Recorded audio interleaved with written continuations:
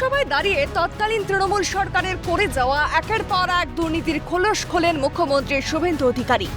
বীরভূমের পাথর খাদান থেকে রাজস্ব আদায়ের বিষয়েও তুলে আনেন বিধানসভার বক্তব্যে। ক্ষোভ উগরে তৎকালীন তৃণমূল সরকারের বিরুদ্ধে। বীরভূমের পাথর পাচারের প্রসঙ্গে মুখ্যমন্ত্রী জিজ্ঞাসা, বীরভূমে পাথরে কি হয়েছে জানেন? তোপ দেখে বলেন, আপনাদের হাতেই ছিল পার্টি, সব ল্যাম্পপোস্ট ছিলেন। আসল তো যুবরাজ, প্রতিবাদ করেননি।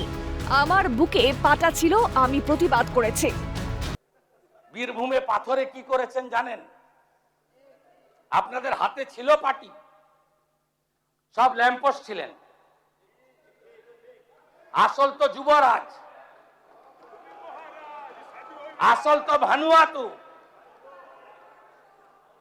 প্রতিবাদ করেননি। আমার বুকের পাটা ছিল, আমি প্রতিবাদ করেছি।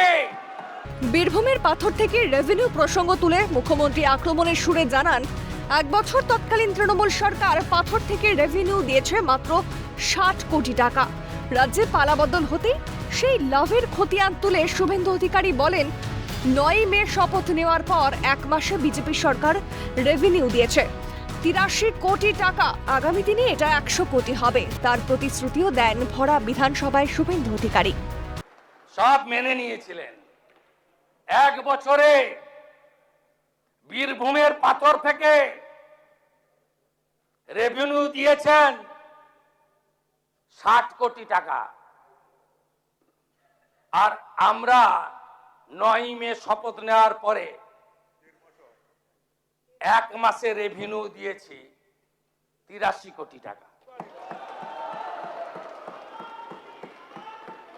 করুন 83 গুণ তো এটা 100 কোটি হবে।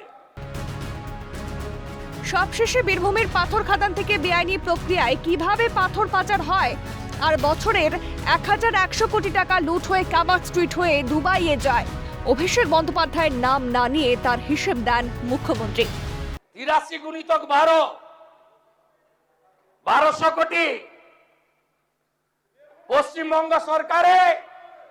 পশ্চিমবঙ্গ সরকারের অ্যাকাউন্টে 100 কোটি, বাকি 1100 কোটি ক্যামাক স্ট্রিট হয়ে দুবাই।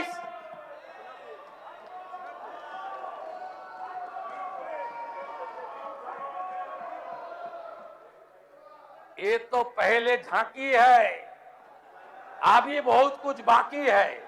রাজ্যে ডাবল ইঞ্জিনের সরকার প্রতিষ্ঠা হতেই কেষ্টগড় বলে কুখ্যাত বীরভূমের পাথর শিল্পাঞ্চল থেকে সরকারি রাজস্ব আদায়ের পরিমাণ এক ধাক্কায় বেড়েছে। সম্প্রতি সাংবাদিক বৈঠকে একথা বলেছিলেন উচ্চশিক্ষামন্ত্রী জগন্নাথ চট্টোপাধ্যায়। তৎকালীন তৃণমূল সরকারের আমলে বেআইনি পাথর কারবারের অভিযোগ ভুরি ভুরি ছিল বীরভূম ঘিরে।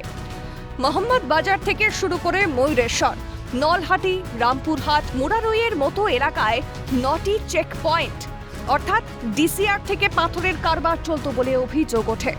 কিন্তু রাজ্যে পালাবদলের পরে এই বেআইনি কারবারের ব্রাশ টানে শুভেন্দু অধিকারীর সরকার। ক্যামেরায় জাকির সিং এর সঙ্গে সুদীপ্ত পালের রিপোর্ট, ক্যালকাটা নিউজ।